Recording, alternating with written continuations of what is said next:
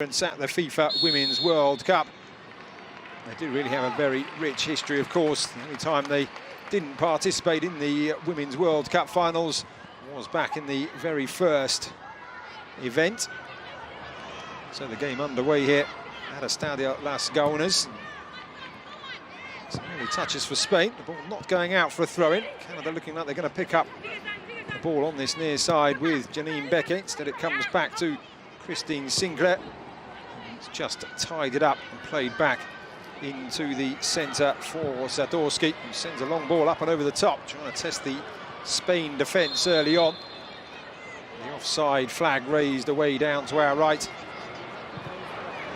And the referee Van der Helm just bringing play to an early halt. Spain will be playing in the World Cup finals for only the second time. Last time out they went home at the end of the group stage without winning a game, finishing at the bottom of a group that contained Brazil, South Korea and Costa Rica. They've had more luck in the European Championships, where they've reached the semi-final back in 1997 and twice been to the semi-finals in the last two championships. After the World Cup, the qualifying process to try and make it to the 2021 games in England will begin. Instructions from the bench as a free kick to Spain is awarded. It was actually Lawrence with the studs up there, or plancha as they do call it here in Spain, so it will be a free kick to the home side. Drifted in towards the edge of the penalty area, flicked away. Canada trying to clear their lines. Turn made by Janine Beckett. Hosts win it back now. Virginia Torrecilla. Over to that far side for Celia Jimenez rather. The challenge wins in. No foul, said the referee, despite some calls from the crowd. That cross finds nobody in a red shirt in the centre. Comfortably claimed by Dolores Gallardo, better known as Lola, in the Spain goal. That ball just nicked off the Canadian wide player, so it will be a throw-in. Marta Corredera took the throw-in, receives it back down the line. Strong challenge, though, coming in from Jessie Fleming. And now at the other end of the field, Stephanie Labb able to pick the ball up. Here is the Spain head coach, Jorge Bilda Rodriguez. Started out as Spain's under-19s assistant head coach before taking over the under-17s and working his way up to be manager of the under-19 side eventually. And as I mentioned at the start of the encounter, taking over the Spain side, the full team here today, back in 2015. On the other bench, Kenneth Heine-Muller, 48-year-old Dane. He was John Herdman's assistant, of course, before being promoted after Herdman took over the Canadians' men's team, replacing Octavio Zambrano.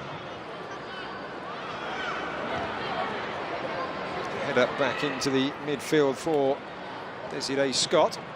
Scooped up back into the centre. The header down by Sandra Hernandez. Spain building, pass up, does stay in. Just saw there. Gilder on the sidelines appealing with his players just to pick up the pace ever so slightly in these opening stages. Wants to see more freedom, more rhythm in the Spain game in these opening few minutes. Only 4 minutes in, of course, but demands already been made from the sidelines to just lift things ever so slightly. That's well played as the Canadians managed to clear the ball back. The high ball forward is flicked on. It will be recovered by the fullback Marta Corredera, who is wearing the number 7 shirt, playing at left back. She can also operate in midfield, hence the squad number 7, the 27-year-old Levante player. The majority of the Canadian side at the moment based in the United States. Janine Beckett and Adriana Leon both based in England with Manchester City and West Ham respectively. We do have two players with Paris Saint-Germain in the shape of Ashley Lawrence and indeed Jordan Huitema.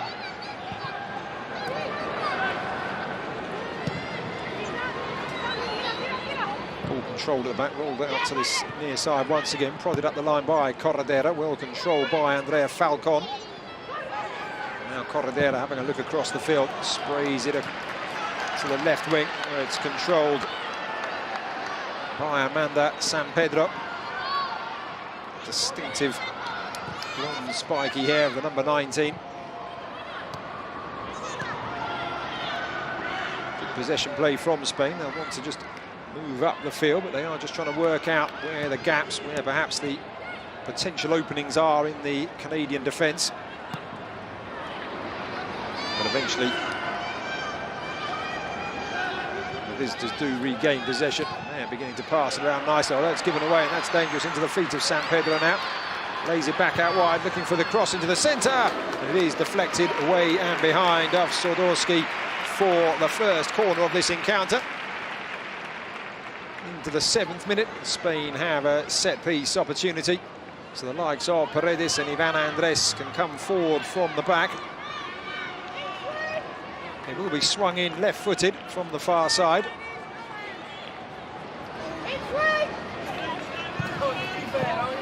Drilled right into the centre, and in the end Lab able to make a comfortable save.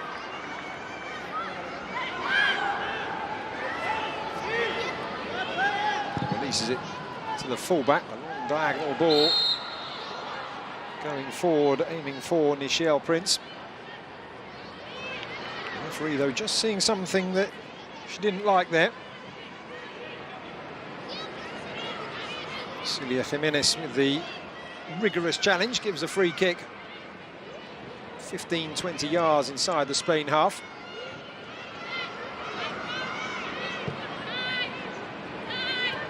Played out to this near side for Sophie Schmidt. You can hear the shouts from our microphones picking up. In the Canadian defence with shouts of man on, as that ball is sent diagonally. It's a tactic of Canada's. The fullbacks like to send the ball from one side of the field to the other, looking to try and play in behind the opposition fullbacks. Desiree Scott was trying to play the ball through, but it was intercepted. Now Spain try and break with Jenny Hermoso. Wide to this near side where Andrea Falcon just can't squeeze her way past Schmidt. Good defending in the end from the number 13, Houston Dash player.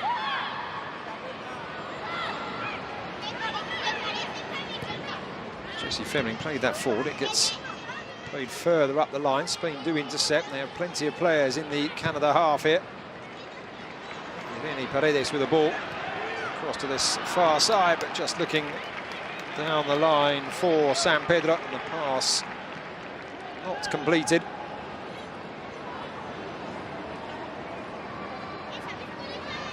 Atletico de Madrid player, and Sampedro, of course, Atletico the champions of Spain, La Liga Iberdrola. They lost in the final of the Copa de la Reina, the Spanish Cup, to Real Sociedad. There's a good ball kept in down the left flank. Canada now trying to find a way into the middle. It's cut out by Torrecilla. Picked up once again by Scott. Ball off and over the top. Now trying to perhaps break away. Instead, sensibly just turns it back and looks to play the ball around. Both sides in their own half at the moment, looking comfortable on the ball. It's just a case of trying to make things happen, looking for that moment of magic, that moment of inspiration in the opposition half. Corredera into the centre, controlled by Sandra Hernandez and sent back out wide to this near touchline. Paredes over to the far side now, where Sampedro to look for options. Starts heading down the left, decides not to play the ball. There's a lot of Canadian players across there. Controlled by Corredera. pushes for it back. Instructions go on as Corredera lifts the ball into the area. It is eventually hooked away on that far side by Khadija Buchanan. Still Spain trying to find a way through. Falcon. Corredera back out wide. Hermoso, who's taking up a position down this left flank. At the moment, it is good possession football. Canada, though, not allowing any gaps. They're just sitting back, strong in defence. Spain forced all the way back into their own half here. Andres. Pass intercepted.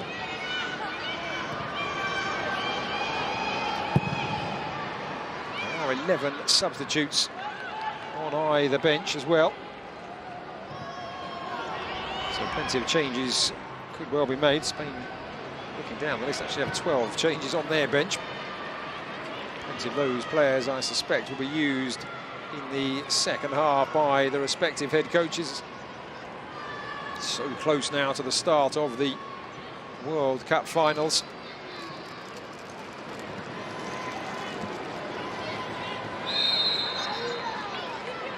A foul there on Ashley Lawrence. She picks herself up, though, the Paris Saint-Germain player.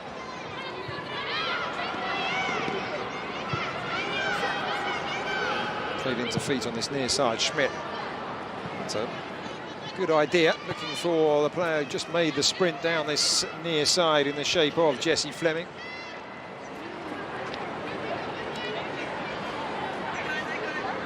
Janine Becky actually wearing the number 16 shirt.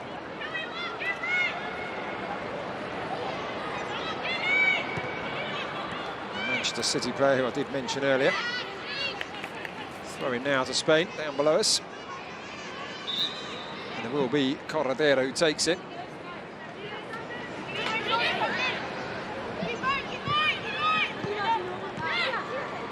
Solden return to Corredera. Clearance made. Leals for a Canada throw-in, and indeed it will be.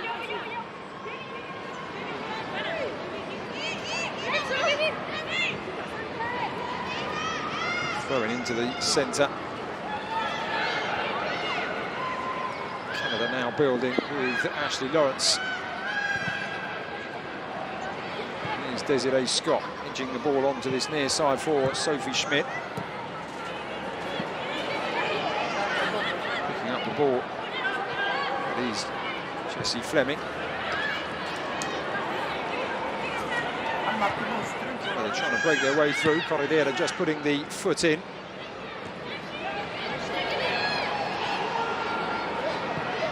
Eventually it's rolled back.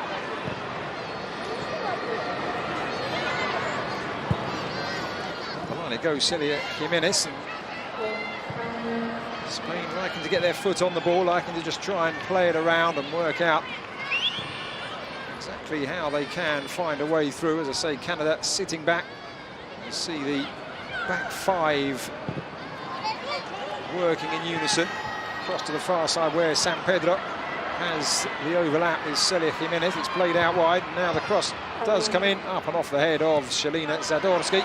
Still not able to clear their lines, and perhaps an opportunity now trying to square it back. Eventually the cross is cleared by Schmidt, but not far enough. San Pedro sends it back over. Still the danger not averted, but it will be now. And the referee's whistle gives me the perfect opportunity to say a good evening to Andy West, who's alongside me here. Good evening. Yes, it's a game that both teams will obviously want to get on the right path for the World Cup that's coming up. Two teams who are fairly equally rated, so no surprise to see it tight so far, and I wouldn't expect there to be too much between these two teams over the next 75 minutes. A throw into Canada on the far side. Trying to play it back up the wing, given away though.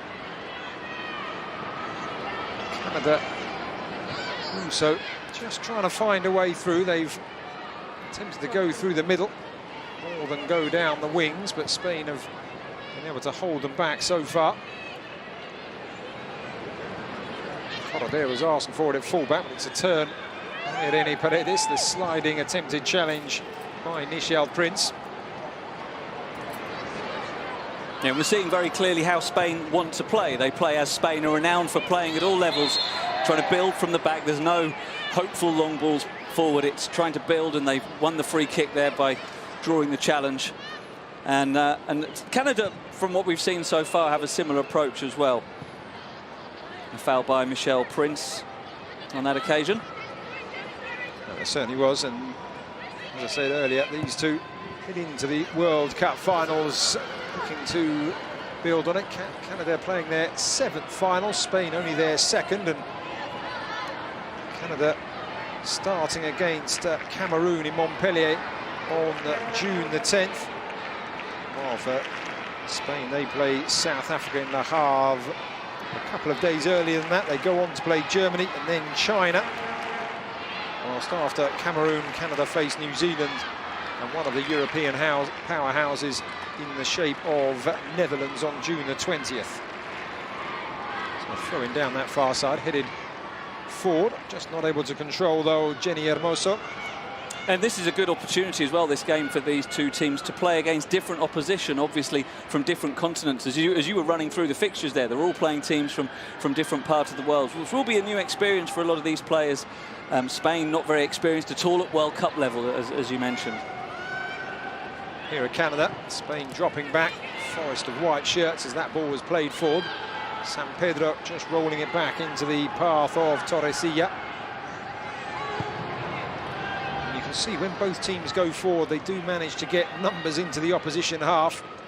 And then the two defences also perfectly capable of dropping back as well. The play tends to compact. One of these sides will be looking for a breakaway. Canada, perhaps, given what we've seen early on with the fast front players that they have, are most likely to do that.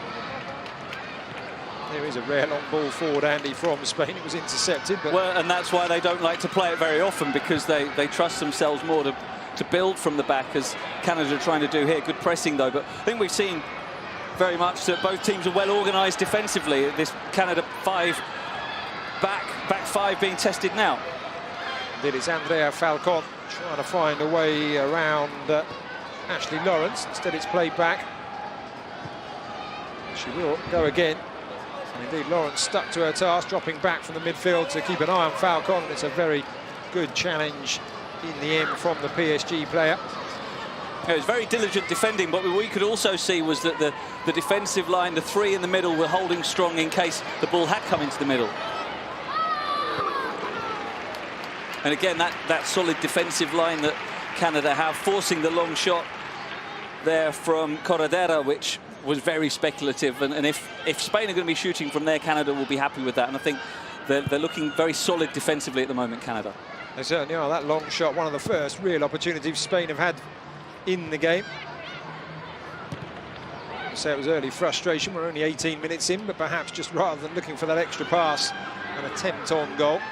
I think I just also said that Lawrence dropping back from her midfield duties. Of course, she wears the number 10 shirt, but does play as right back, both for PSG and indeed for Canada. Just as down below us, as I mentioned a few moments ago, Corredera wearing the number 7, the left back for Spain. It's the, I won't say modern era, because it's been in for quite some years now, given my age. The days are disappearing when squad numbers mean anything at all, aren't they? We see the Spain right back, Celia Jimenez, at least wearing number 2 there for us old traditionalists. Certainly the days of the number 9 up front each and every time are long gone. And Stephanie Lab has a look round, trying to work out where she can play this, and Spain doing well there just to cover the defenders who were looking to receive that ball short. Instead, they're forced long, and it will be a throw-in taken by Alicia Chapman right in front of the benches on that far side. No foul there, says the referee, despite the foot perhaps being raised ever so slightly. Spain do keep possession, but Canada doing well closing down. It's getting compact again on the far side as Jessie Fleming looks to try and play her way out of trouble, and indeed Canada eventually finds some space, drawing the ball over to Lawrence on this near side. It was a clever touch by Chapman, the left back, who initially brought the ball out of that congested space with a clever pass, and that's what is needed when the two teams are pressing as they are and space is at a premium. It needs that ability to pick a pass in a tight space to work your way out of it, and Canada did do that by spreading the ball over to the right-hand side, and unfortunately they weren't able to maintain the attack, but they've got it back now. Canada on the ball. Of course, they finished runners-up in the CONCACAF Championship in 2018, losing to the USA in the final by 2-0, having beaten Jamaica, Cuba, Costa Rica and Panama. And they're trying to find a way down that far side. There's Janine Becky playing it back. Now that's a good ball forward. Just intercepted though. Chapman not able to receive it inside the Spain area. Good anticipation by Virginia Torresia. The team under pressure a little bit again now. No, it's gone out for a throw-in. But yeah, that was good reading of the game by Torresia, the number 14, just stepping in front of the pass to tidy things up on the edge of the penalty area. And often we see games like this, especially in the build-up to tournaments. You know, they're not going at full throttle, and especially in the early stages of games like this, it can be tight, not too much space, not many goal-scoring chances. Tend to open up in the second half, though. Free kick there, though. Just said not going at full throttle. They've got a... Yeah, the kind of challenge that perhaps had this been a competitive game. Might have been a yellow card there. Sure, the referee, Lizzie van der Helm, would have thought about it at least if this had been the World Cup game in a couple of weeks. 22 minutes in, I was about to say there haven't been too many fouls. 5, it's about right, I suppose. Maybe slightly less than average, but certainly been far from a dirty game. Free kick striking the wall. One player in the wall in the shape of Marta Corredera. She did a very good job. That's a cross flying straight in on the keeper. A cross that turned into a shot, really. I don't know if we have to count that as a shot on target, but a couple of disappointing deliveries, really, from Becky. The first with the free kick straight into the wall, the one defender wall, and then the second ball that was a cross far too deep and pretty easily gathered by the goalkeeper. And when there aren't many opportunities, you've got to make the most of positions like that. When you get a chance to put a ball in from a dangerous area, as the initial free kick and then the secondary cross was, you've got to make more of those opportunities. You need that quality then to create something in a game of few chances and congested space. There's a touch on the sidelines for the Spain head coach, Jorge Bilda. And there he is, looking suave in the shirt and jacket as his fullback Celia Jimenez tries to pick out a teammate. The looping throw-in, though, just giving Torresia a few problems. Yeah, not a very kind throw-in, was it? Bit of a hospital throw, but Torresia just about did enough. She certainly did. Spain back on the ball with Ivana Andres. And now Lola, the 25-year-old goalkeeper, who's been at Atletico de Madrid since 2012. As I say, the strongest team in La Liga Iberdrola, the Spanish league, but came up through the ranks with Sporting Gijón in the north of Spain, then right down to the other side of the country with Sevilla. And now spending the last 7 seasons in the Spanish capital with Los Colchoneros. Travelling the full length and breadth of Spain.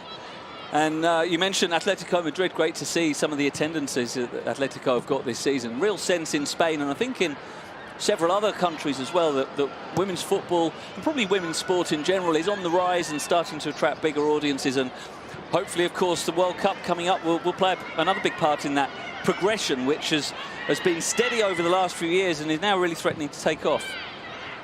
No, most certainly a record attendance at Wanda Metropolitano for a game with Atletico de Madrid. It's just turned at the back by Khadija Buchanan. Yeah, Jenny Hermoso was just isolated there. When you're playing as the sole striker, you need more support from the midfield, especially when you're going up against a 5 defence. So it's difficult for Hermoso there.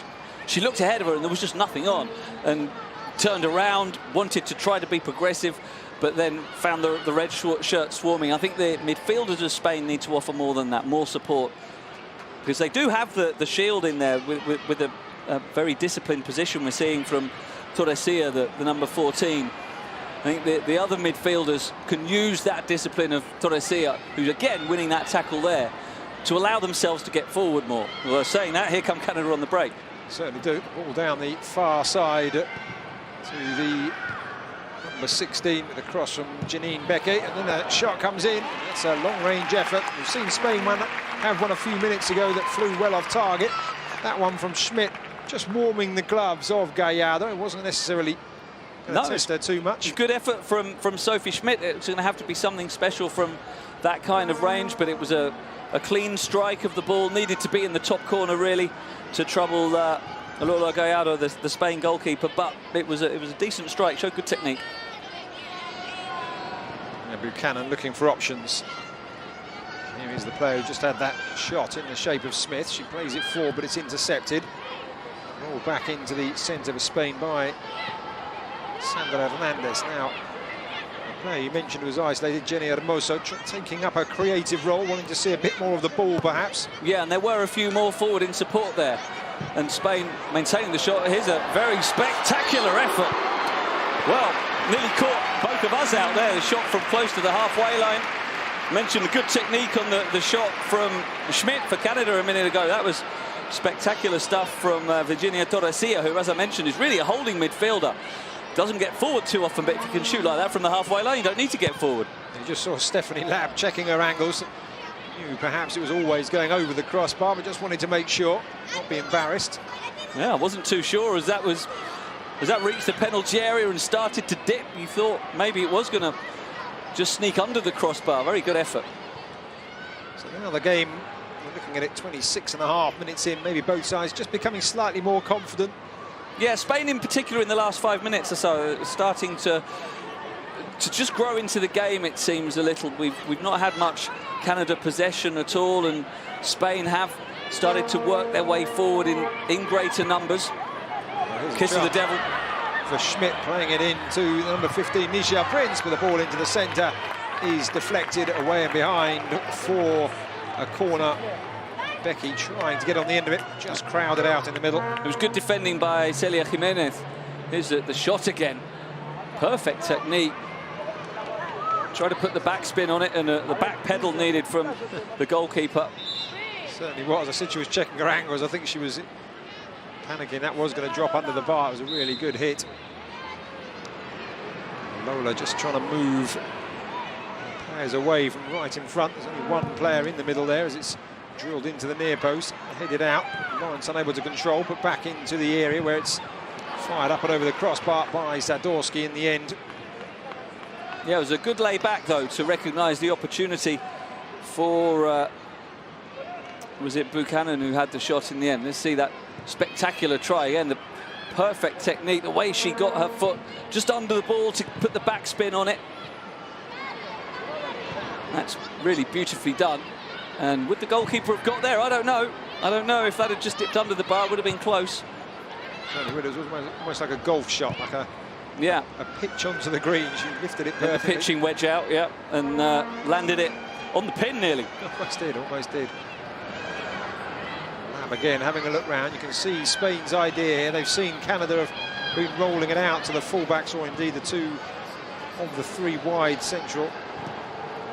Yeah, good pressing from Spain. See 7 Spain players in the Canada half, and that has allowed them to win the ball back quickly. And that's, you know, we see that a lot in the modern game, the high pressing.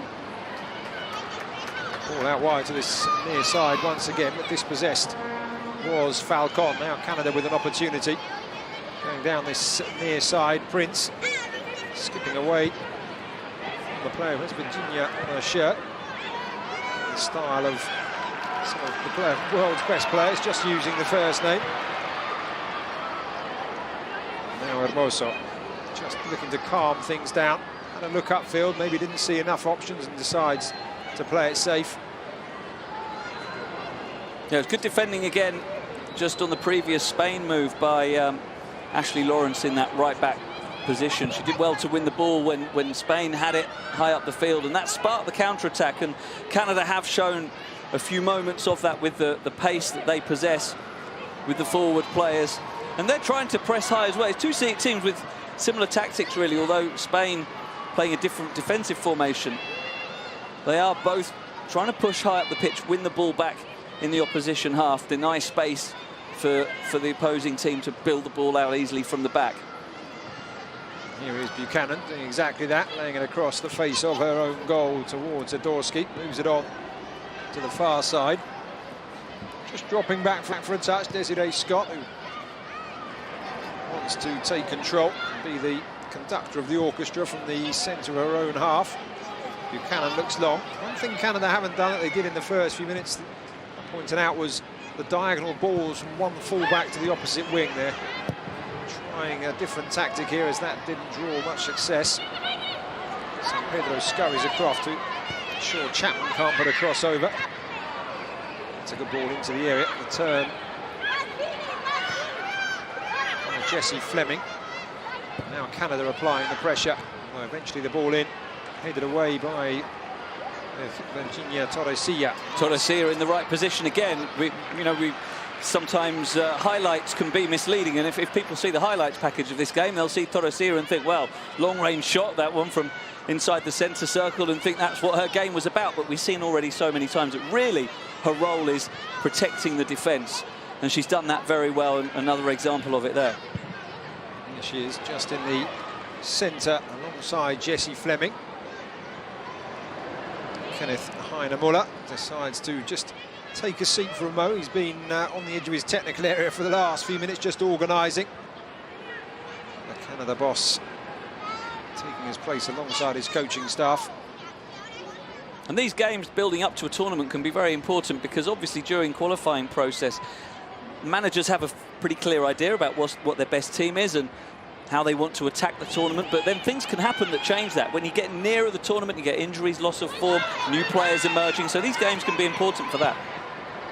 There's an opening for Canada, just unable to control. It is cleared, but the race back well covered by Lawrence, who was aware of the danger, prevented Falcon from breaking.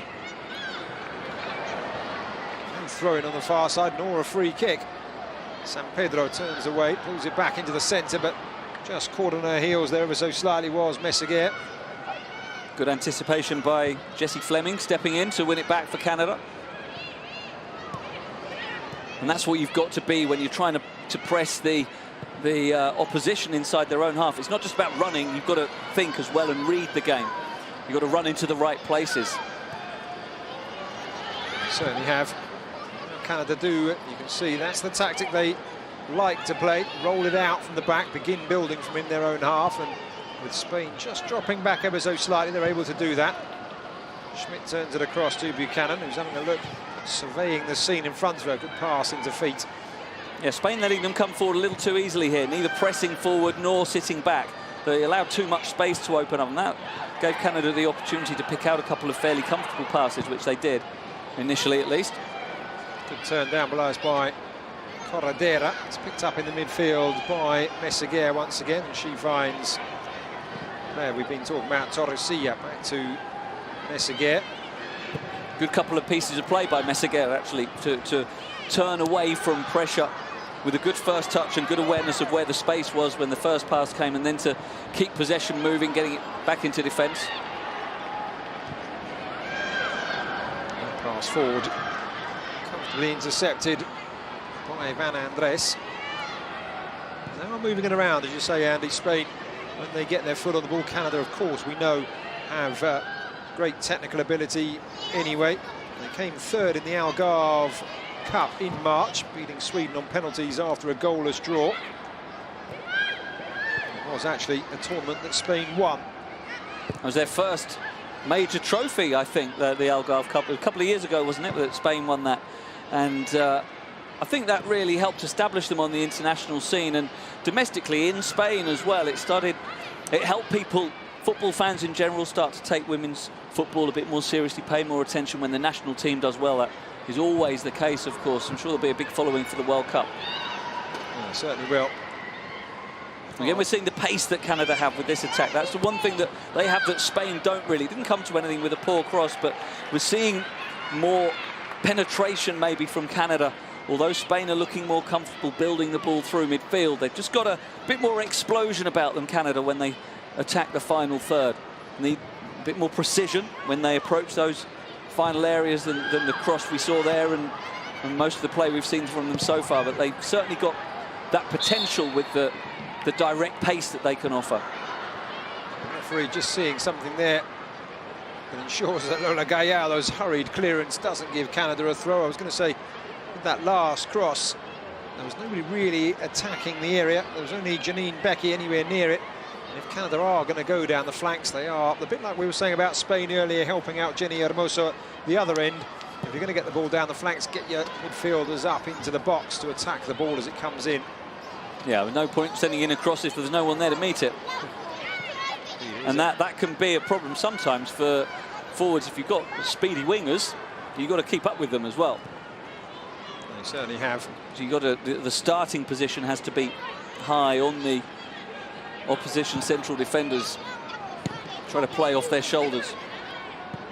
It's Falcon to the centre, moved away by Hernandez, and now Torresillo with the ball looking for San Pedro. It's a wonderful pass and good control on the far side. A little bit of extra there. San Pedro just shrugging off the challenge there of Alicia Chapman. Yeah, could have been a free kick. I think maybe the referee, Lizzie van der Helm, wanted to play the advantage because Spain were able to maintain the possession, but it's one of those where maybe football could benefit from the rule that a couple of other sports have, where referees are allowed a longer time to look at a decision and then bring play back. They've got it in a similar position again now, though. It may well be San Pedro into the feet of Hermoso. Out wide, San Pedro has it once more. That's good management of the game, not to always have to look forward. Spain quite prepared to go all the way home if indeed they need to. Yeah, great patience from Spain, which is something we associate with them, of course, in the men's game over the last decade or so. Better to keep the ball than to lose it by playing an excessively hopeful pass. If you can play a long, accurate pass like we just did there, that's good as well. But possession is the mantra for so many young Spanish players progressing through the game. Here come Canada with Schmidt. That's a good reverse ball, but just unable to control it was Jessie Fleming. Now, the game just beginning to open up, maybe I think for the last couple of minutes, but maybe they're just going to start finding a few more gaps going forward. See Lawrence there on the overlap. Janine Becky, though, deciding to play it all the way back into midfield. Here is the number 16 again. Had to be a firm pass across. Seguer was waiting for any interception to snaffle up the bits and pieces. Cleared away by Paredes. It's controlled on the far side by Celia Jimenez. That was given away by Messeguer. A rare mistake from her. And then a slip. Just lets her off. We saw with a couple of attempts, though, from Canada there to progress the ball more directly down the left. A differing approach from Spain in that attacking sense, that they will look to try to exploit the pace they have, especially in wide positions, by playing more direct passes into the channels for players to run onto, bring the wing-backs forward. Again, we might see that now. Canada again building up. It's a good sliding challenge, it has to be said, from Van Andres. Very, very important one as well, yeah, because the attack was building there and could well have been spaced down the left for Canada. There's a loose touch from Lawrence, turned into traffic there. And that's an example, I think, if Canada had won the ball in that similar position that Spain just did, they would have looked to be more direct, more quick to get to the opposition penalty area. Spain, instead, turning back, building again from the back. As I mentioned earlier, several of the starting 11 for Spain did participate in the World Cup in 2015, their only previous experience, but Canada, who have plenty of experience in so many competitions, of course, Olympic bronze medalists in the last two Olympic Games in London and Rio, while Spain have never participated in the Olympics in the women's football event. They will be aiming to in 2020, however. Throw into Canada on that far side. Yeah, and as we've already mentioned, women's football is on the rise in Spain, and we saw that last weekend with Barcelona reaching the Champions League final. Lyon very convincing winners, but Barcelona at least getting to that stage shows the growth of the women's game in Spain. I think I said it was a Canadian throw. It's actually a Spanish throw taken by Celia Jimenez. Here's Messeguer flicking it back, looking for Jenny Hermoso, but in the end Schmidt gets a head in, and that ball will be allowed to run out. The four policemen not interested in helping recover that. City. It's not their job. For crowd security. They are keeping everyone secure, tucked under that bench as the ball is played into the feet of Meseguer, out wide for Celia Jimenez. The pass into the channel. Yeah, just a mix-up there with Jimenez, hoping that the run was going to be maintained, but instead the player just in front of her, I think it might have been San Pedro, just checked the run instead rather than looking to attack that space in front of her. Now Canada had 4 forward there. It's good work from Ivan Andres, given away though. Well, the referee will be relieved that didn't lead to anything. No, nothing that Lizzie van der Helm could have done about it to get out of the way, but the ball just hitting her on the heel, very nearly springing an attack for Canada. Could have claimed the assist.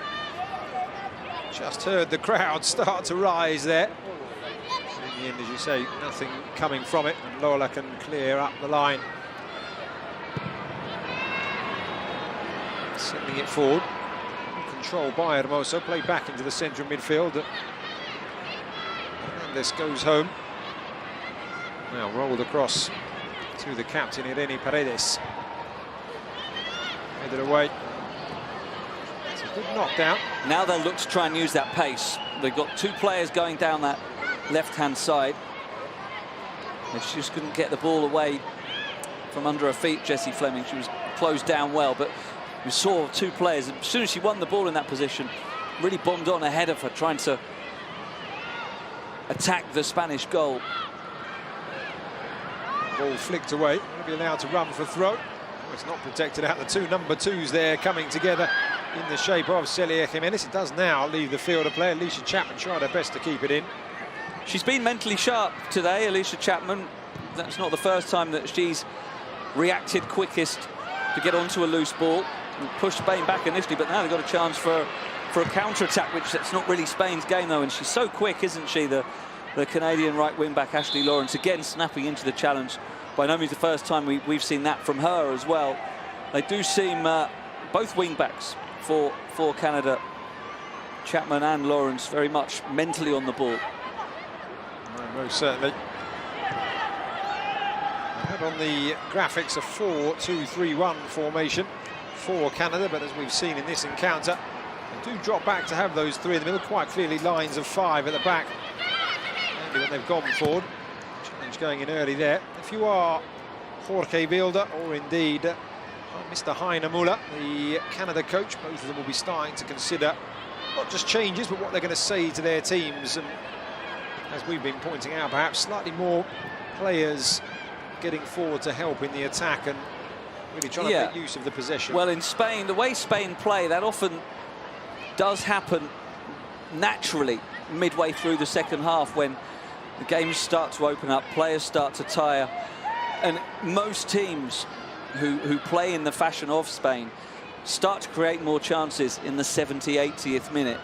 So I think they'll be pretty happy. They've been in control of much of the game. There've been very few times where they've lost their shape.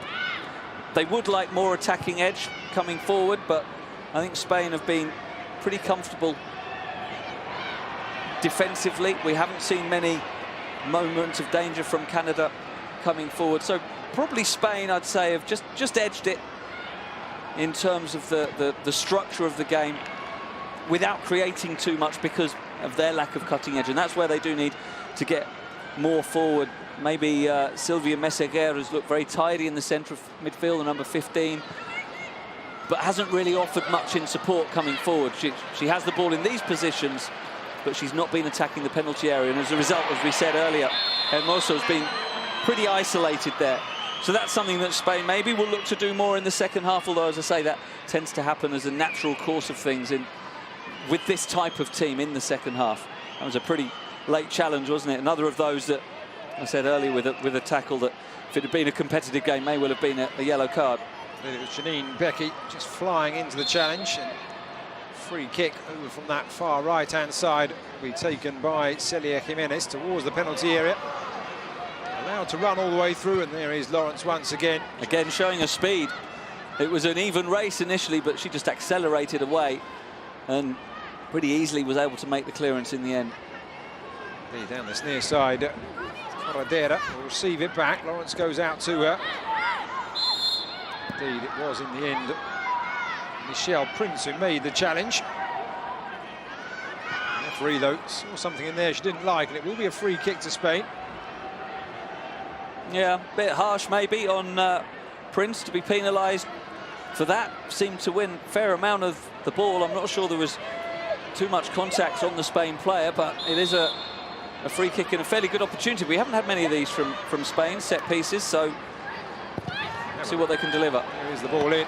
Poor ball again. Stephanie Labb seeing it all the way, and there won't be any time added on at the end of this opening half. Stephanie Labb's catch draws the final moments to a close here in Logroño. It's been fast and sometimes furious, but also quite a lot of patient football played as well, as these two try and work each other out, Andy.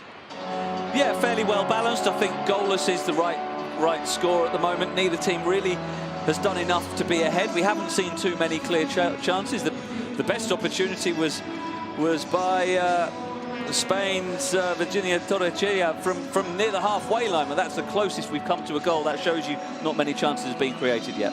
Indeed, so we leave you here from Estadio Las Gaunas in Logroño with a half-time scoreline that reads Spain 0, Canada 0.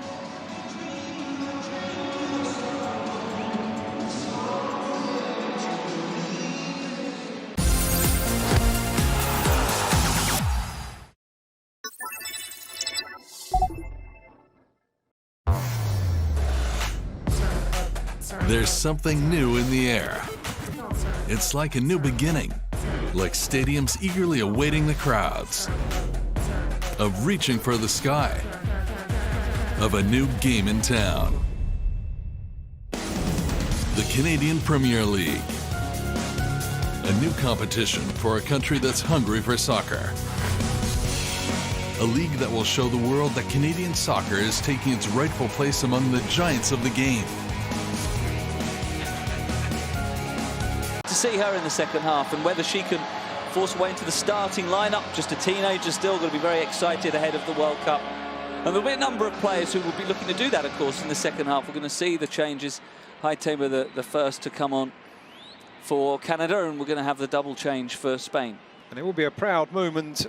A few cheers up in the Basque country when Naikari Garcia comes on. She's the only member of the Spain squad from the winners of the Copa de la Reina, Real Sociedad, and she was an instrumental player in their run to the final and indeed their victory over the league champions Atletico de Madrid in that tournament. She is now on the field. The instructions go on.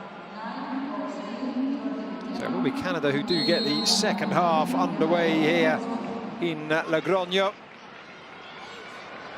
Both sides, of course, hoping for a goal, as to, of course, any neutrals. Open this game up and really see what the forwards are like. Few chances for the strikers from both sides, few and far between in the first 45 minutes. Christine Sinclair there, having just built her up in the beginning of that half, just giving the ball away, though. We're already seeing, though, on the right of the screen, in possession now, one of the Spain substitute, Redondo, looking to be direct, already trying to penetrate into positions near the Canada goal that no one really was doing in the first half for Spain. Ball out to the far side for Falcon. Really tried her best, but in that duel with Lawrence, it was the Canadian fullback who had the better of things in the first half. Yeah, Sinclair almost latching onto a loose pass there, but no, not too unkind to say, showing her 35 years, doesn't quite have the pace to run onto balls in that kind of position. And they need to give her the ball to feet, really. But some of the final delivery from Canada wasn't up to the standard they needed in the first half. And it'll be interesting to see with Hightamer, as we mentioned, coming on, if she can deliver that kind of play, playing on the left wing now. There's a ball out wide. Fleming it is who holds it up. Hightamer was waiting, but the tackle goes in from Celia Jimenez, another player we highlighted in the first half. The two number twos on opposite sides, certainly showing real tenacity. Nice first touch for Hightamer, just chesting it down and laying off the pass. That'll help us settle into the game. It was Janine, or rather Jessie Fleming, who continued it. Lawrence down the line, looking for the run of Michelle Prince. Corredera across, tried to turn away from Prince, but it came off the Canadian last, and will be a throw-in to Spain on that far side. Yeah, Corredera did well there. Her pace was tested as that was played in behind her, but she showed that she had enough of that to stay goal side and then make the clearance to win the throw. Good interchange of pass and flick by the number 12, Christine Sinclair. Still Canada beginning to make their way through. That run, though, down in the area. Nothing doing, said the referee, Lizzie van der Helm.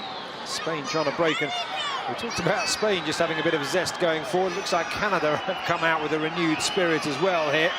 Yeah, there's plenty of attacking intent from both teams in very early in the second half. Only 3 minutes played, but both teams look like they want to be a little bit more aggressive going forward to try to create chances. And Haitem were already down the left for Canada. Has had a couple of moments. This was a nice run initially by Jessie Fleming. She was calling for the penalty there, Corredera. No, Spain were calling for a free kick just before that in the build-up as well. Neither of them given, so cancelled each other out. Certainly did. Messeguer, the number 15, who went down and stayed down for just a minute or so, back on her feet, able to continue as there's a ball through in behind the Spain defence. It was hit with some force and just unable to control, but in the end, Celia Jimenez across to clear. It was a very good ball from Sophie Schmidt. Very nearly got through, needed the defensive touch. Here's Haitem, flick out wide looking for Prince. Instead it'll be San Pedro can try and lead Spain on the counter-attack. She had a look round there for options though, didn't have too many of them. Turned into trouble. Christine Sinclair just brings her down in the centre of the park, just to take some heat off the Spain back four for a few moments. Yeah, sorry, they just don't have those counter-attacking instincts, do they? Many teams, when they receive the ball in the position that San Pedro did there, they would see that as their opportunity to create a chance, but there was a bit of hesitation about the way San Pedro did that. That's not the way Spain like to attack, as the offside flag goes up there to break that Canada attack up. Again, we see that Canada do like to get the ball quickly. The offside flag stopped them on that occasion, but far more direct, looking to go straight towards goal. And that's the concern for Spain, I think, heading into the World Cup. Will they have enough goals? Canada, you feel, especially with Sinclair up front, will find a way to create chances. With Spain, yes, they control the game, but not quite enough directness towards goal. You see the confirmation of the substitutions. Spain making a couple at half-time. I'm sure there'll be a lot more in the next 40 minutes. Did Alba Redondo, who played her part in the first half, but perhaps Jorge Bilda just looking to try the fresh legs in the centre of the park, as we see a replay here of a ball played forward. It was the offside, but they went for that long ball. Lovely layoff, actually, by Sinclair, and then just leading to this free kick, a pretty cynical foul by Torresia. Yet another of those that are friendly, you get away with. Competitive game, you get a yellow card for that.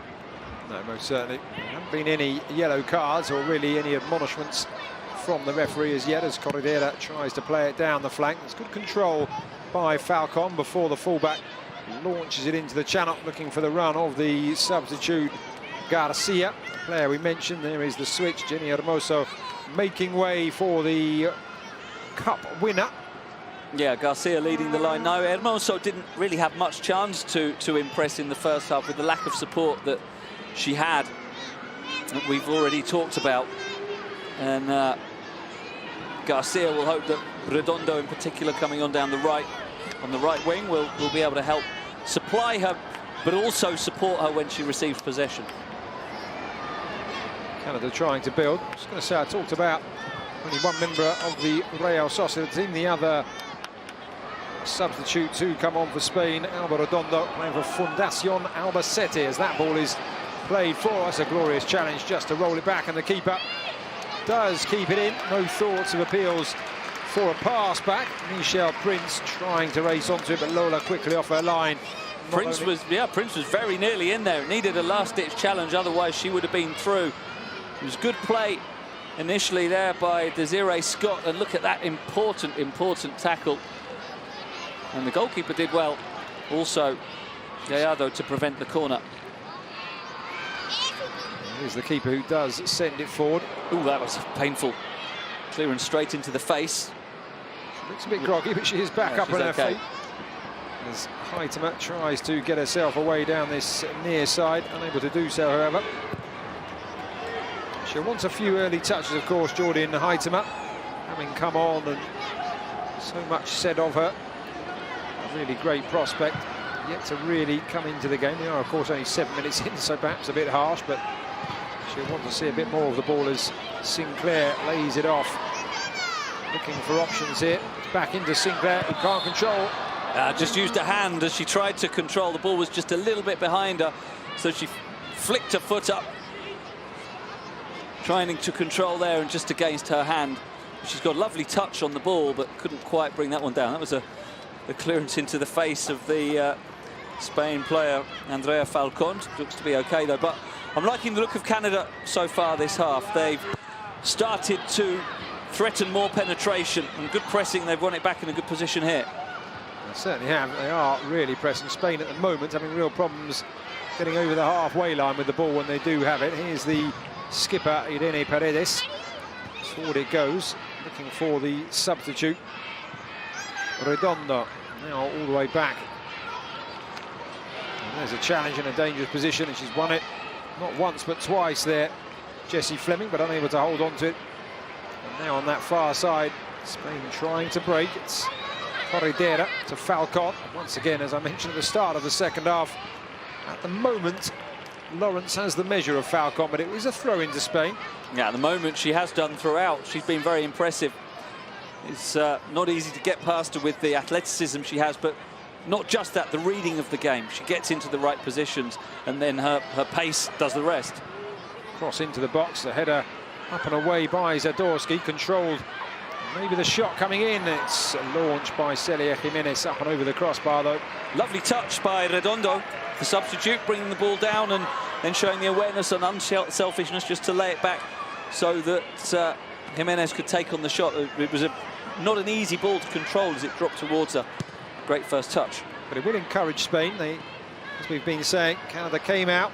The first minute or so looked like it was going to go Spain's way, but then Canada just seemed to move up again. That's the first real effort in anger from the home side at the start of this second period.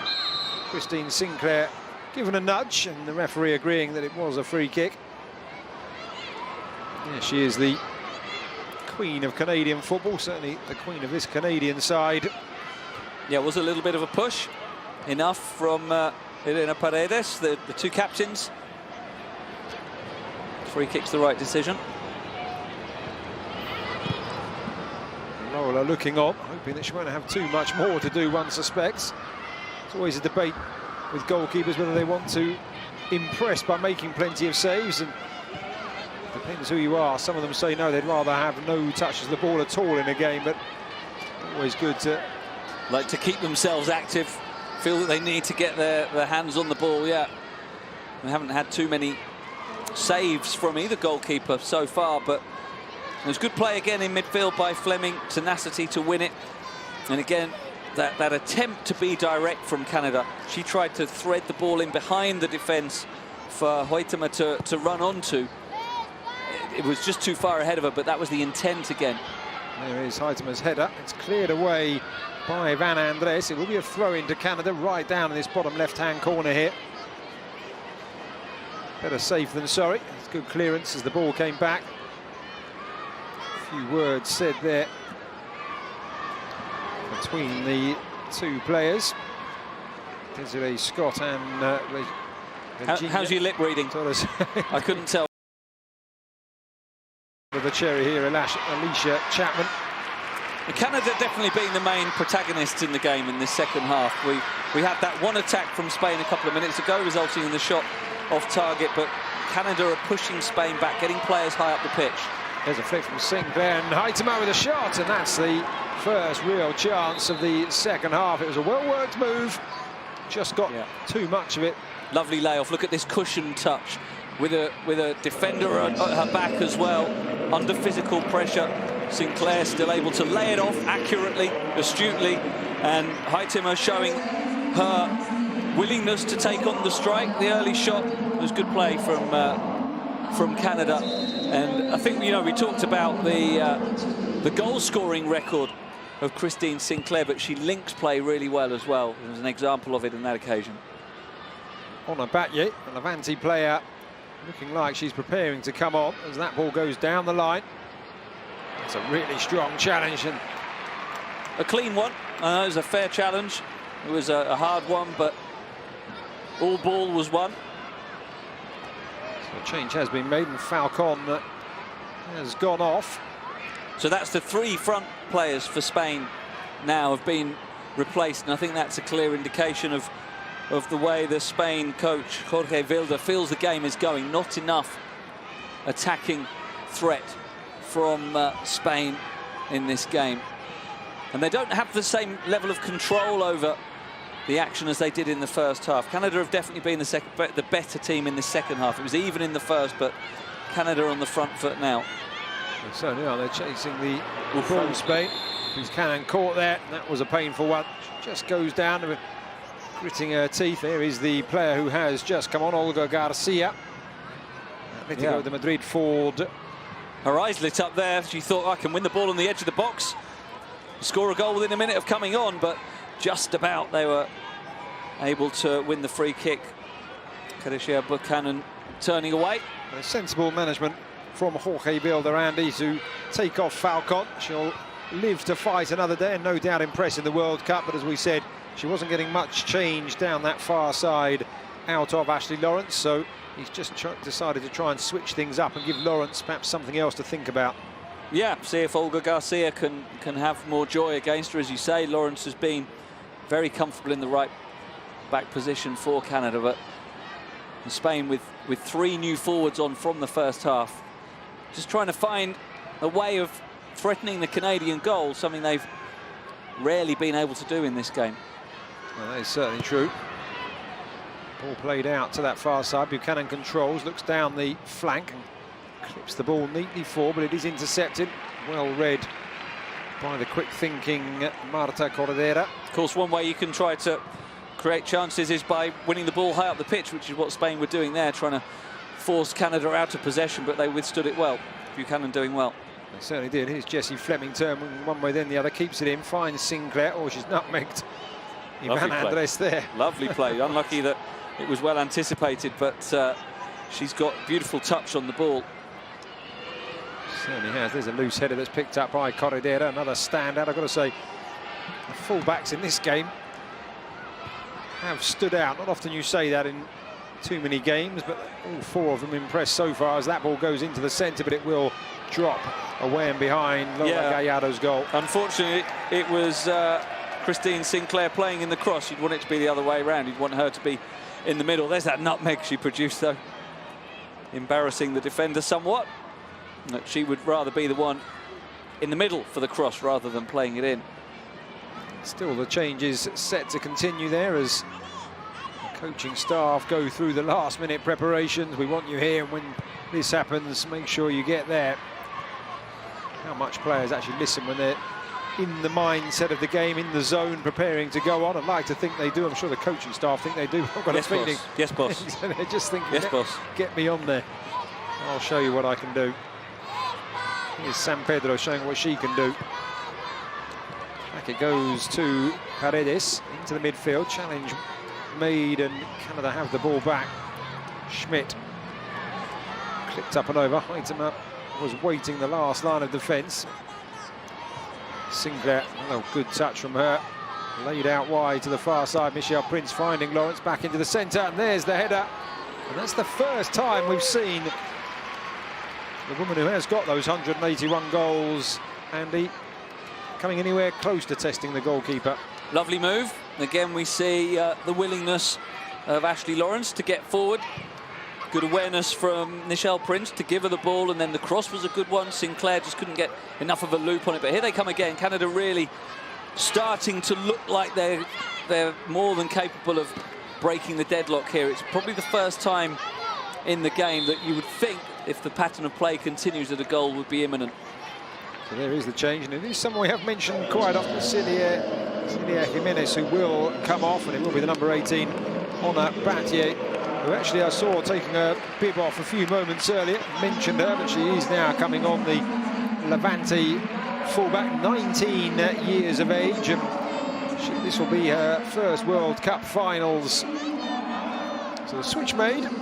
So it's a battle of teenagers down that right flank now. Assuming Battier goes into the full-back position that Jimenez has left behind, with Haitema up against the substitute for Spain.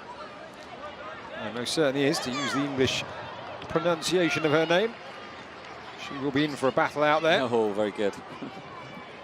As the goal kick is given to Spain over on the far side. Yeah, she has modern experience and she'll be pleased to have got on quite early in this second half. She got her own back for the nutmeg there, didn't she? Ivana Andres with the nutmeg on Sinclair, having been done in reverse a couple of minutes earlier. Nice little subplot, the battle between those two, showing off their technical ability. Adriana Leon about to come on. Just putting her boots on the Canada bench on the far side, as that ball is brought down by the latest entrant into this encounter, Battier. That's a real forward-thinking ball. Direct, incisive. She's got something to prove on Battier. That touch, though, just overhit. Will be a throw into Canada. Well played again by Alicia Chapman, Canada left back. You mentioned a few minutes ago that the fullbacks have stood out in this game, and she's done equally as well on the left as Ashley Lawrence has on the right for Canada. I think the strength of the fullbacks has been one of the key reasons, perhaps, why we haven't seen too many real opportunities. Both sides look to set out to try and get down the flanks, but given the strength of all the players in those positions on the defensive side, there haven't been too many quality crosses played in as yet. Yeah, it was a good foot in by Chapman again there as you were speaking. And Lawrence trying now on the other side, just went behind her. But yeah, Canada have a couple of good players in those fullback positions. Something I think we're seeing a bit more from them in the second half, maybe helping to explain why they've been able to push Spain back more, is the number 17, Jessie Fleming, seems to be playing in a more advanced position, looking to break from midfield to support the front three a bit more. And that's maybe why Canada have looked more dangerous in this second half. It will be a throw-in to Canada. Schmidt with a pained look at her face, but it is going to be her team that does take the throw-in on that far side. Yeah, I think the volume of substitutions on both sides is also telling that Canada, with, what is it, just the one change so far, I think. So they're happier. The Canada coach, Kenneth Heine-Muller, is happier with the way the game's going than his Spain counterpart. Perhaps a more settled squad, and maybe, of course, as we've said, and I've said earlier, they still have that one last friendly due Spain against Japan on June the 2nd, and maybe then we'll get a clearer idea of exactly the starting 11 that he wants to go into that opening game against South Africa with. At the moment, still giving players opportunities to impress, and quite a lot of minutes as well. There's a touch from San Pedro. She does win it back as well after the miscontrol from Fleming. Flipped up and over the top, and the ball, if it had gone through the middle, might have had more success. Played back to the goalkeeper. That's well controlled, though. It was well read by Shelina Zadorsky at the back for Canada, seeing the pass early, coming across to make sure there was no opportunity for the Spain winger Alba Redondo to run onto it. Just beginning to see Spain did it at one end, and from the very next move Canada did it, trying to play it in down the channel, whilst the fullbacks were pulled up to see if they could get players in. But the central defenders, you mentioned Zadorsky, and then the captain Paredes for Spain came across and did the same job away to our left. Yeah, and that's a tactic we've seen very little of from Spain. They've, in the periods that they have had possession, they've tried to build it through midfield. We've seen very little of them in the second half, though, at all. It's really been Canada dictating the play, but that more direct approach, something maybe Spain want to try to do with the three changes they've made up front. They just haven't had enough of the ball to do so far. Whereas Canada happy to play those longer passes that we've just seen here. Yeah, indeed, with Sinclair patrolling and looking to keep the two Spanish central defenders busy. And also so strong in the air as we know Sinclair is. Long balls perhaps going to profit Canada more than they will Spain. Here's Lola playing a ball out from the edge of her own penalty area, intercepted by Buchanan and headed away. Throw will be taken by Battier. Remember as well that Spain are at home here, so Canada coming and really controlling the second half as they have done is a pretty good sign for them. Coming to Logroño and looking comfortable, especially in this second period. Well, Canada go into the World Cup 5th in the FIFA rankings as that ball is played in. Hightemmer trying to reach it, but that's well read by Lola, who's approaching the... Had to be. No flag, no offside was given. Hightemmer nearly had a chance to run through there. Again, just as Canada look to pick up the ball and try and move it forward, the doors closed, the white shirts surrounded the player in possession and cut her off. I was going to say that Canada 5th in the FIFA rankings, Spain in 13th, but building all the time, as I say, Canada with a history behind them that has seen them play in 7 World Cups and Olympic Games, as well as the CONCACAF and the Pan America Games, which they've won on a couple of occasions. Spain relatively new to the international scene at the highest level of women's football at the very least. Yeah, it's interesting, how much does that mean when you head into a tournament? How much does the past matter? And I think it does, because it gives you confidence. Even if it's a different group of players, if you know that the players who've represented you in the past, represented your country, have gone a long way, you know you're following in their footsteps, I think it just gives that extra bit of self-belief that you can go into a tournament with higher expectations and demands of yourself as well. And now we're seeing 3 changes for Canada. So the first one is Rebecca Quinn, who comes on for Schmidt. We'll keep you updated as they do happen. The next, as I mentioned earlier, Adriana Leon, and she'll come on for Alicia Chapman. So changes at fullback made for both sides. It's actually Jade Riviere who's coming on for Alicia Chapman. It looked like that it was going to be Adriana Leon who came on first. And now they're having to readjust the numbers as the 4th official. There is Leon waiting. And the player who will be coming off is Michelle Prince. So all the changes made, Andy, and 3 at once. And we'll see what effect that has on the game. Sort of 25 minutes, 24 minutes into this second half. We've said that Canada have come out and looked much stronger in the second half, but 3 changes at once. Yeah, Hightemmer seems to have moved over to the right-hand side, so it might be a positional change as well there. But Adriana Leon, one who's come on, she plays in England with West Ham United, more than 50 international caps. We'll see what she can do. Indeed, there is actually a documentary on the BBC about the West Ham United's women's team, run by the chairman's son, Jack Sullivan. David, of course, the billionaire owner of the Hammers. And in that series, we see Adriana Leon joining West Ham, settling in, and they are having a good season after a stuttering start. So she'll be enjoying herself in East London. Of course, having the chance now to play in the World Cup finals once again. Yeah, we see there is a positional change, because Ashley Lawrence has come over from the right-back position to the left-hand side now. And Hightemmer as well, moving flanks with Leon on the left wing. So that might take a couple of minutes just for the Canadian players to readjust to the new personnel. Hightemmer on the right of the front 3, Leon on the left, and obviously Sinclair continuing down the middle. Adriana Leon knowing where the goal is, has to be said. Hopefully she can try and also maybe provide an assist from that left flank. 3 forwards playing up front for Canada rather than 1 front player and 2 wingers. They all know where the goal is. There is the number 19 in the centre of midfield. As it is, Canada continue to build from the back with Desiree Scott laying it off. Zadorsky in an advanced position and closed down ever so quickly there. Yeah, another of the substitutions who's come on, Rebecca Quinn. She's 23 years old, but already got a fair amount of international experience, and another of the French-based players, plays for Paris FC, and she can play in the centre of defence, although she stepped into a defensive midfield role here.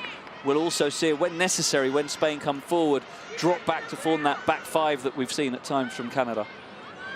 Just having a look across to the benches, that's not going to be the last of the changes. Spain already preparing to make another one. Leon goes in for that challenge. In the end, it's picked up by Quinn. The 2 substitutes winning it back for Canada. Lawrence has moved across to left back, making that challenge. Yeah, Quinn showing her defensive instincts by stepping in to win the ball a couple of times, and Canada, well, they don't get a free kick for that. Haitema was hoping she was fouled, but maybe Spain can break now. Certainly can. Rode the tackle extremely well there.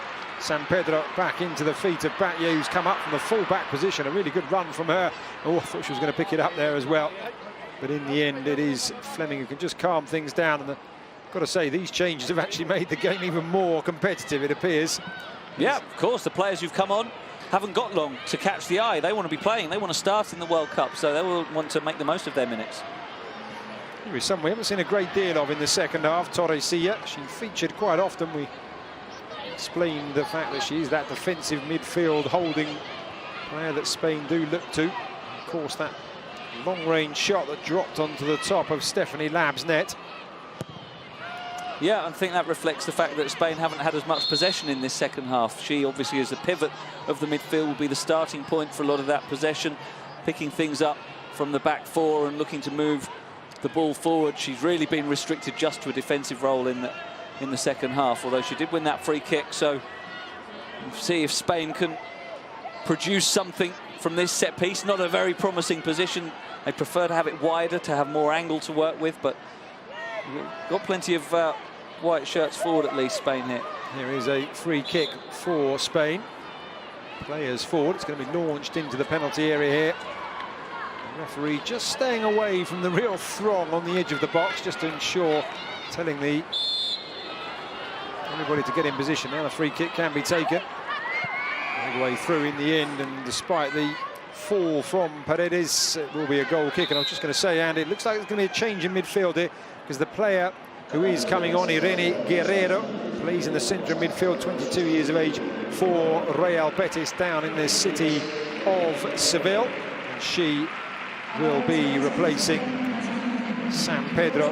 So it is a change in the attacking midfield sense. San Pedro has been playing in the centre, but was listed originally as a slightly more attacking player. Yeah, I don't think she's been able to get forward as much as she would like, and maybe that's something that Spain would have wanted to have more from her, to get forward more, to offer some more support to the front three.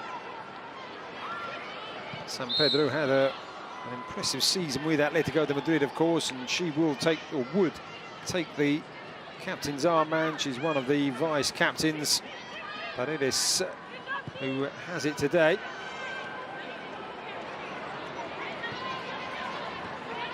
Lab playing it short. Up the line. Canada's done now. They're the team that are unable to cross the halfway line at the moment.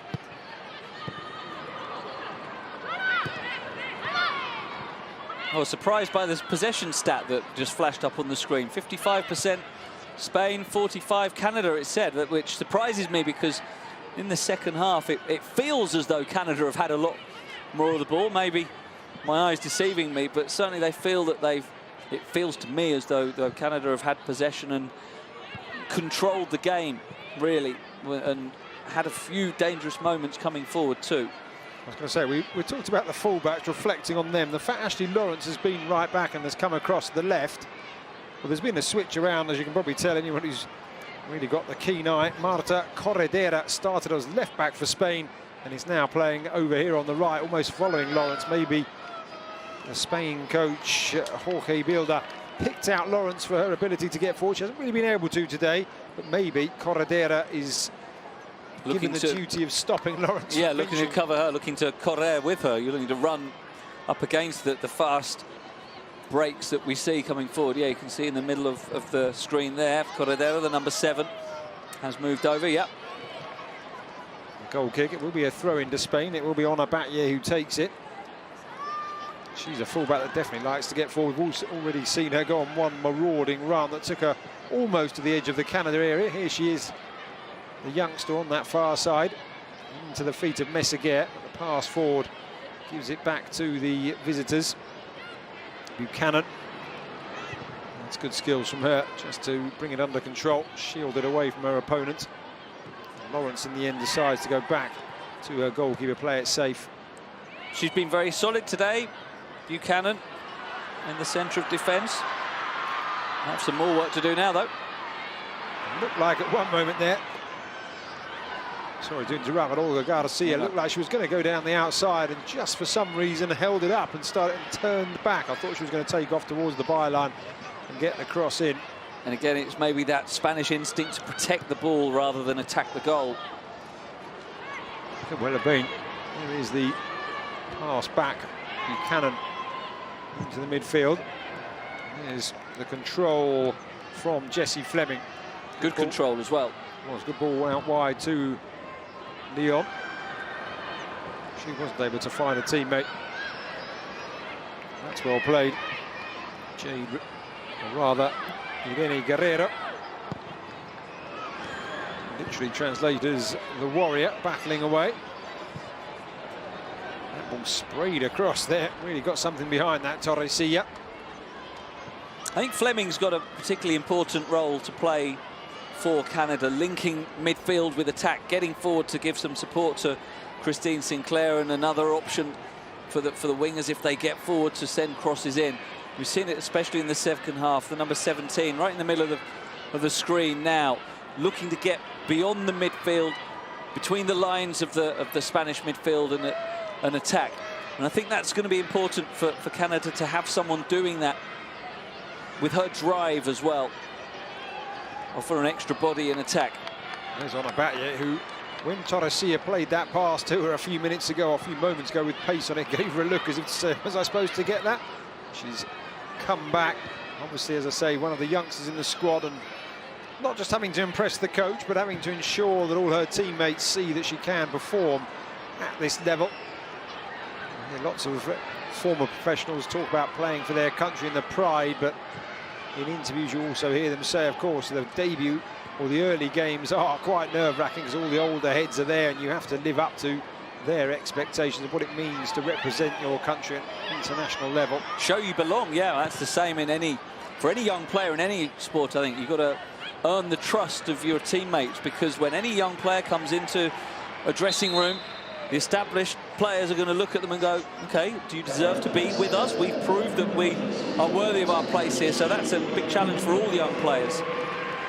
That certainly is. And changes continue to go on as Patrick Guijarro comes on, the Barcelona player, 21 years of age, and a very youthful squad that has been put together here by Jorge Vilda. Only one player who is 30 or older. In fact, she is just 30 years of age, and it's the player who has just gone off, Sylvia Meseguer. All the rest are either early to mid-20s. So a youthful squad, as we mentioned earlier. Spain building something in the women's game at international level. You can see the age of all these players that are in the team. Maybe Spain, if not this World Cup, maybe as well in 4 years. Yeah, they've got a group that can very much stay together over the next few years. In the midfield, there's hardly anyone over the age of mid-20s other than Meseguer, as you said, who I thought did well in the first half, showed good awareness on the ball, less involved in the second. There was a chance there to head it through. Instead, Guerrero just put too much on that. Nearly, as you say, yeah, if she'd been able to find a more cushioned header into the path of Garcia, she would have been able to turn in a dangerous position 25 yards out. Lab will send this one upfield. Onabatye gets a firm header on it. The touch, though, can't take it forward. And it is a little bit like the first half for both teams. We pointed out the fact that the Spain striker in the opening 45 minutes, Jenny Hermoso, was isolated. And you can look here now. When Spain get the ball down this side, Lawrence, oh, that's a good pass into the area. Oh, what a block tackle that was. That was throwing herself in the way of it. Irene Paredes leading by example. Needed to be, because it was a very good break. And again, we saw Lawrence, when she comes forward, she can be a threat, as she has been again now. Good ball to Fleming. It was Fleming who was block tackled the last time. This time trying to put the ball in. And Fleming doing what I was talking about 2 or 3 minutes ago, supporting the attack by breaking forward from midfield on a couple of occasions in that attack, as well as the width being offered by Lawrence. We see here good run and a perceptive pass back, and it was Fleming picking it up on the edge of the penalty area, asking for a penalty. I don't think there was anything in that. I think that's the right decision from the referee. Fleming going to ground a little too easily there.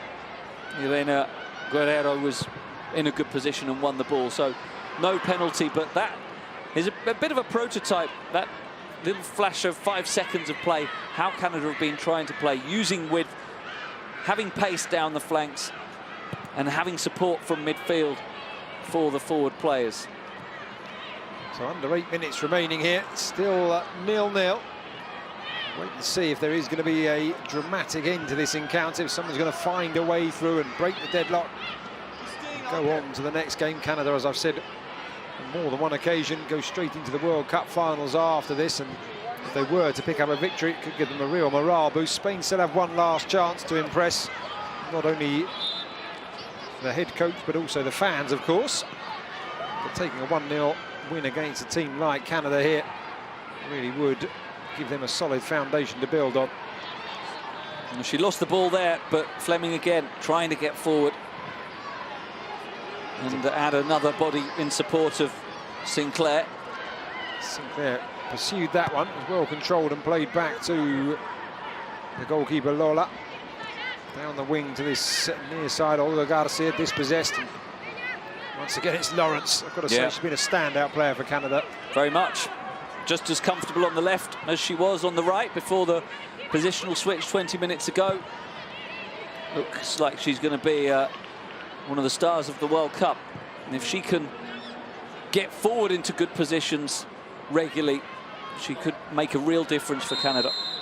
That cross earlier into Fleming that resulted in that block tackle by Paredes was one of the few times Lawrence has actually been able to get down either side, having seen her play on both sides, and pick up the ball and find a teammate in the centre. And that, as we said earlier, is maybe why the Spain coach switched Corredera across to stop her doing that. To cover her, yeah, but I think if we think back this second half, the two best chances maybe for Canada have both been from her runs. There was a break down the right earlier when she crossed for Sinclair to head it, and she couldn't quite beat the goalkeeper, and then that chance a couple of minutes ago, and here she comes again. This time, that's a firm challenge. She goes to ground, and that's the advantage. She may well Not much of an advantage, and yeah, let's hope there's nothing serious in this, of course, with the World Cup not too far away. Maybe she just wants a breather, though. Players often do this in the last few minutes, especially when they cover a lot of ground, as she does. Just get her breath back. Oh, she was definitely caught on the right knee. Yeah, certainly. Anyone remembers from their school days dead legs, getting a knee in the thigh is always going to cause a few problems, but she is back on her feet and she will be able to see out the remaining 5 minutes, plus of course what the referee adds on it. She's going to take this throw in, actually. Shalina Zadorsky waiting for the number 10 to come back, and here she is. Looking for options. Not a great deal of movement now, perhaps there is, and that's a good ball. Was there a touch from? Might have gone straight out. No, there was a defensive touch. That was Sinclair winning the distinctive captain's armband. That's good play. Here's Leon looking into the centre at the low cross, cut out by Paredes and cleared, looking for the Real Sociedad striker up front, Naikari Garcia. That was slick one-touch passing play though from Canada, as it is again now. It's just that final ball they're looking for, isn't it? What they call in football the killer pass, of course, and yeah, they're able to get into the final third, but it's just the ball between the defenders that's lacking at the moment. Yeah, there's not much missing from this Canadian performance though, just that hint of precision with the final pass, as you say. Well, they've got into some good positions. Fleming closing down again, their real motor in midfield. There's a strong header from Buchanan, but it does go straight to Guijarro in the centre of midfield. Paredes picks it up.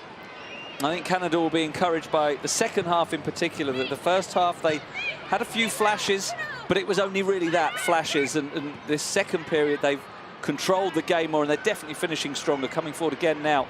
Shame about the heavy touch there. It was from Leon. It was a tired pass from Corredera. She had it in the midfield. Spain were looking to go forward, and she just didn't put enough on it. Here is the West Ham United forward. Throw-in taken. It's a long one. Plenty of space, but you can see how many players Spain have got back. Here's Lawrence on the overlap once again. That's a Good, powerful cross in. Oh, Leon just unable to control the knockdown from Heitema. And Heitema trying to create herself a bit of space. Spain starting to look tired defensively now. They've got fresh legs in attack if they can get the ball there, as they're trying to at the moment, but they are starting to look a bit jaded. More space beginning to open up for Canada now. Might not be enough time for them to profit from it, but certainly if this was on points, I think it would be given to Canada. Indeed, if it was a boxing match, and the two coaches still willing their sides on. No one would be throwing the towel in, though, that's for sure. No, they certainly wouldn't at this stage. They're throwing on the far side with the naked eye. Didn't necessarily like it had gone out, but the linesman closer to the action than we are here. Oh, that's a misplaced pass, and that most certainly is a throw on. And look of disgruntlement, Patri Guijarro there. I think this game will give plenty of food for thought for the Spain coach, Jorge Vilda in particular, because we've had a real lack of play in the final third from Spain. I can't really recall any decent chances they've had. That when you think back that the closest they've come to scoring was a shot from the halfway line, shows you that they've been able to create very little. I think Canada will be happy with the way they've played, won't want really to change too much. We'll see what happens here for Spain. I thought it was going to be another shot from almost... She looked like it. She wanted to, didn't she? Yeah, I think she was lining that one up and then thought, no, better keep playing. And there, Lawrence again.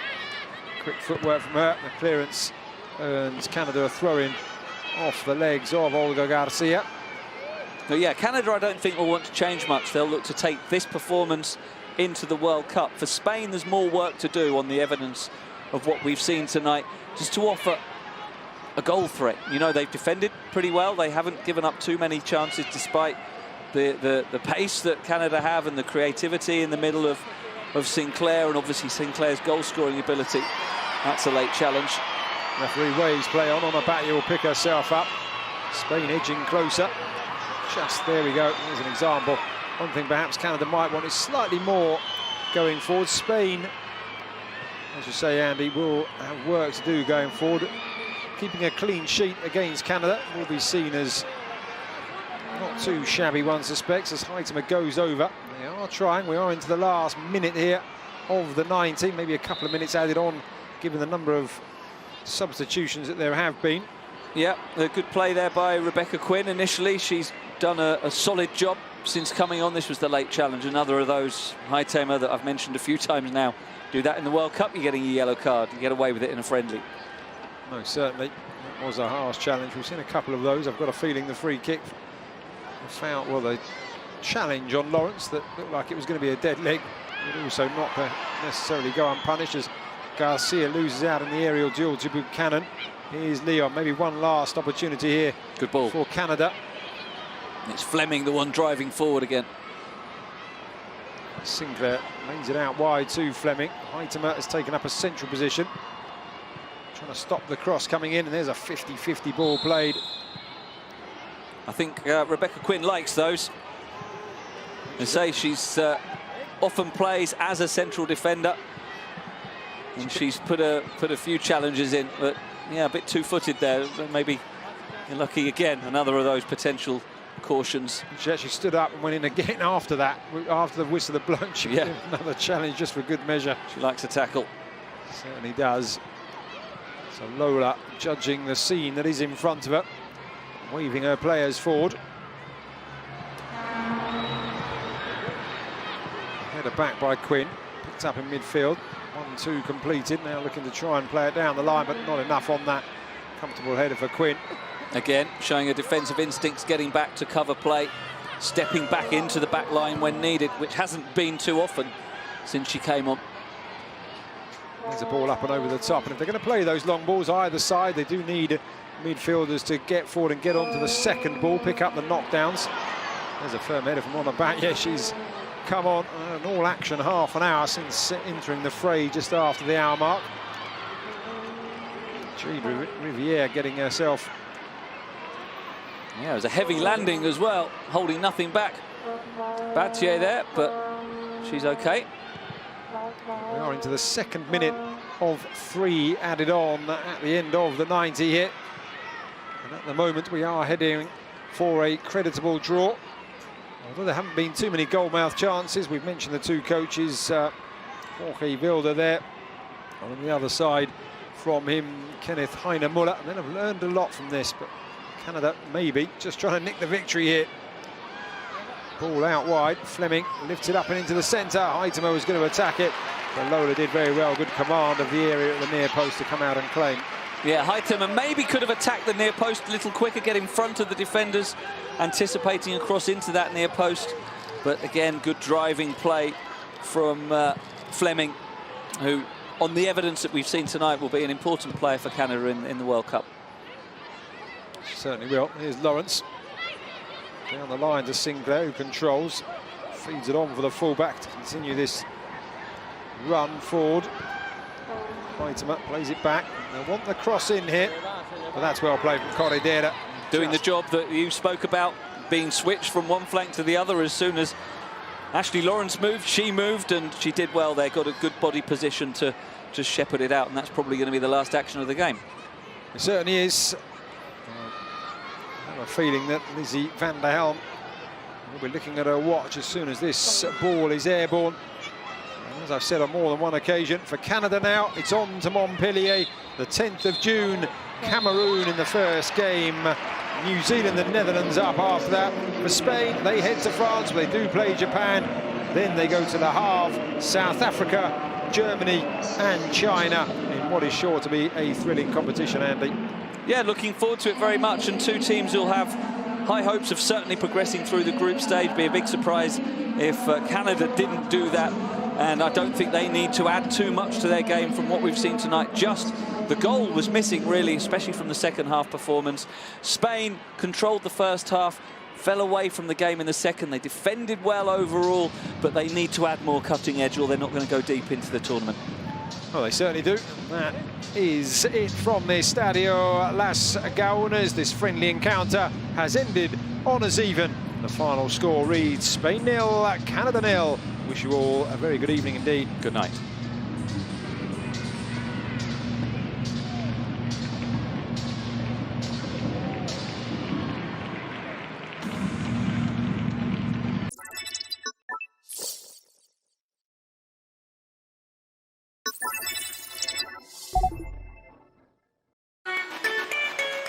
York 9 has to prove that the strength of 9 communities is heavier than the hammer. Saturday, May the 25th, the Canadian Premier League. York 9 Forge on One Soccer.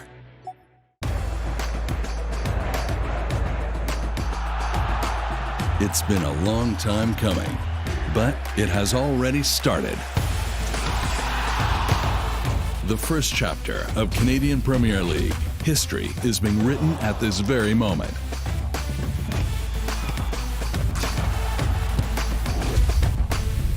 Don't miss a minute. Become a part of this on One Soccer.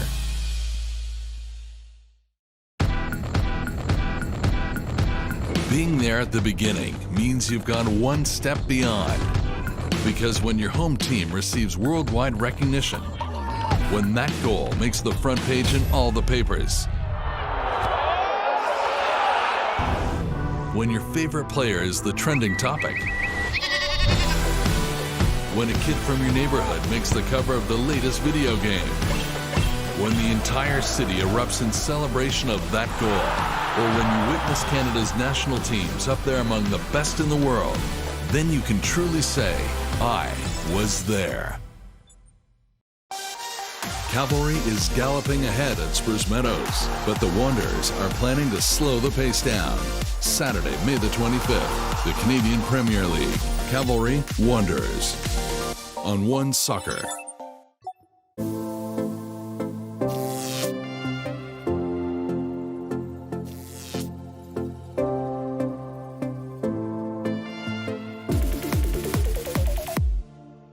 Halifax, I think, set the bar pretty high.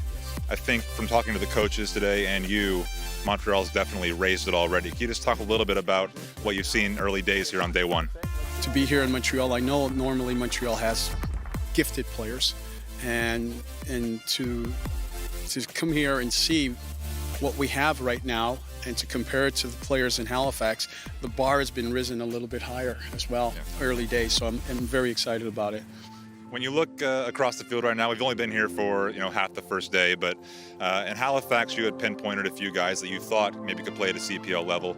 Early on here, how many guys are you looking forward to seeing play on day 2, or can you even put a number to it right now? It's hard to put a number, but I can say honestly that we have quite a few players that I think will impress. Not only have they impressed here early, I think when we get to see them 11v11, where you're exposed, you cannot hide. I think we're going to be really, really impressed with the kind of level of play that we have and players that we have. What's been the most surprising part of Montreal so far for you today? It's a combination of all. The young talent that we have, the interest that we've been getting from people from all over, and look at this weather too. It's beautiful. So we couldn't ask for a better day, better turnout, and I'm just looking forward to the remainder of the day and tomorrow as well.